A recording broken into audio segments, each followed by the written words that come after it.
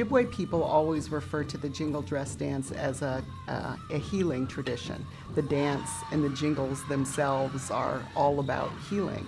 When I was doing research on the history of the jingle dress dance tradition, I noticed that I couldn't find a single photograph in the United States or Canada of what we would call a jingle dress.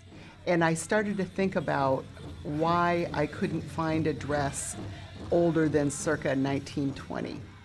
And I thought about the stories that Ojibwe people tell. I'm from Red Lake in northern Minnesota. And we often hear a story about a little girl who fell ill and her father had a vision.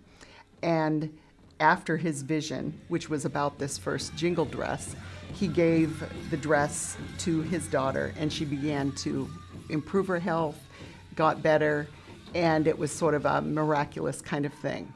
The story, the photographs, and the history of this event, kind of knowing as a historian what was going on, led me to thinking about the global pandemic of influenza that killed more people than World War I and was very devastating in the Great Lakes and Native communities. But it was also a global epidemic.